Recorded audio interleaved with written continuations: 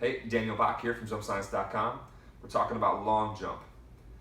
We need to apply some simple projectile physics to this event. Alright, so the first thing to understand about long jump is that it is not the product of a forward push, a horizontal push at takeoff. You do not long jump farther by pushing yourself forward harder. Okay, the horizontal motion of long jump comes from all the horizontal momentum from the approach. Okay, so long jump is really not a horizontal jump at takeoff. Rather, it is a vertical jump done with horizontal momentum.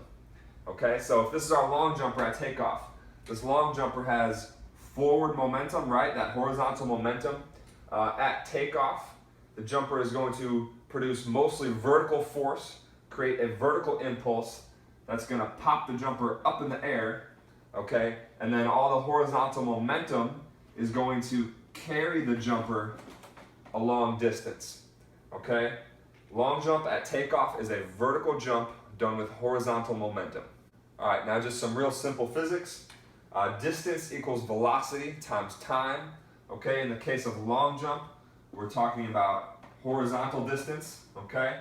And that's going to equal horizontal velocity times time. That time is how long you're in the air, okay? So to get longer horizontal distance, we either need to have more horizontal velocity in the air or be in the air for a longer time, aka jump higher. Okay, so let's imagine this jumper at takeoff, right? If this jumper has more horizontal velocity at takeoff, that means the jumper moved past the point of contact, right, the board, moved past that point faster. That means that jumper is going to be on the board for less time. There's going to be less ground contact time. Okay? Now that's true if you execute the jump the same way. Of course, there's a little bit different ways you can execute a long jump, right? If you drop down more and brake more on your final plant, that is going to influence the ground contact time as well. But generally speaking, if you run faster, if you take off faster, you're going to spend less time on the ground. Okay? Now, less time on the ground means we have less time to produce that vertical impulse. Okay? So what that means is if you take off faster, you get a smaller vertical impulse, you get less height on your jump. Okay? So that means there's give and take between speed and height of your jump. All right? Your fastest jump cannot be your highest jump. All right? There's a struggle going on between those two factors. So with that in mind, let's consider some theoretical flight paths of the center of mass of a jumper who's doing a running one-leg jump. Okay? So first let's think about your highest possible vertical jump. Now that's not going to have a lot of speed on it. Okay? So you're going to get a big vertical impulse and achieve a high height. Okay? But you're not going to travel that far because you don't have that much horizontal speed.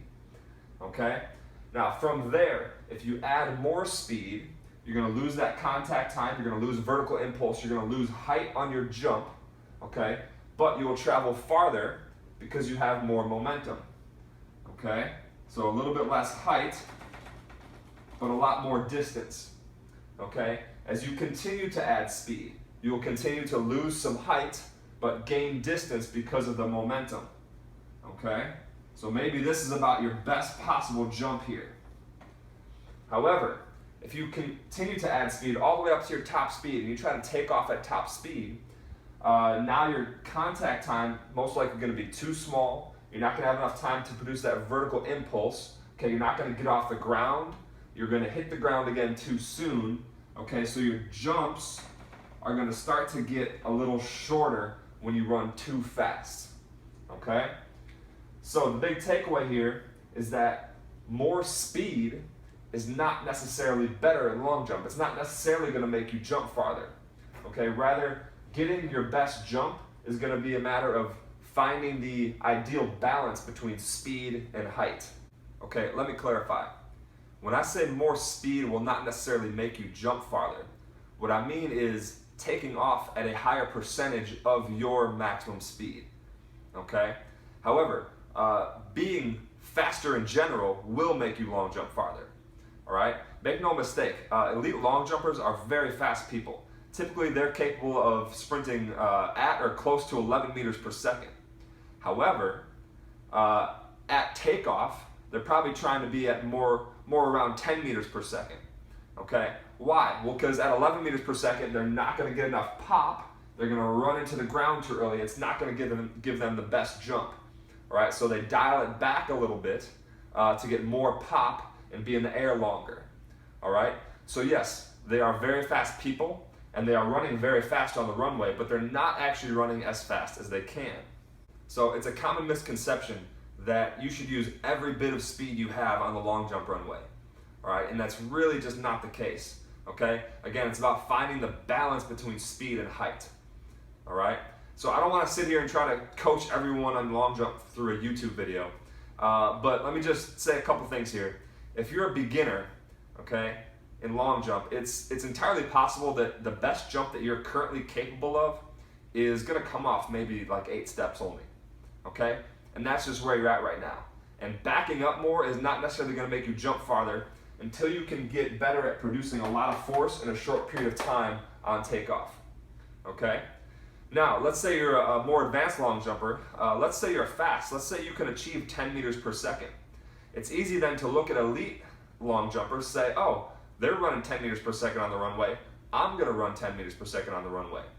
That's probably not going to work out that well for you because that's your absolute max speed. Okay, you're probably going to be better off dialing that down to about 9 meters per second in exchange for getting more height on your jump. So any jumper who has tried to take off at absolute max speed, you'll probably find that your technique kind of falls apart, right? Like you won't get a good pop off the board, but instead you'll kind of collapse, and maybe your knee drive isn't as high, maybe something's goofy with your arms, right? It's easy to look at that and say, oh, well, I just need to figure out the technique of jumping high even when I'm running faster. Okay? And I just want to make clear that that is largely not technique. That is a matter of force production. Okay? You need to be able to produce that same vertical impulse in a shorter period of time. You got to produce more force on the board. That's what's going to allow you to get good height at higher speeds. So in the long run, to keep getting better at long jump, you need to continue to improve your ability to produce a lot of force in a short period of time at takeoff. All right? Now that contact time at takeoff is going to be just a couple hundredths of a second longer than it is during a top speed sprint. All right? So the force production is pretty close to top speed sprinting, and that's why sprinters tend to make good long jumpers. All right? And that's also why training for long jump is much like training for top speed. All right? So you're going to sprint fast to train yourself to produce force fast. Okay? You're also going to train that by practicing long jump. That's also going to give you your technique. And then you're going to get flexible, and you're going to get really strong. Okay? There's some more thorough information in my Speed Science 7 video. Okay? And then, of course, on jumpscience.com, there's a lot of info. Check the Jump Science University section.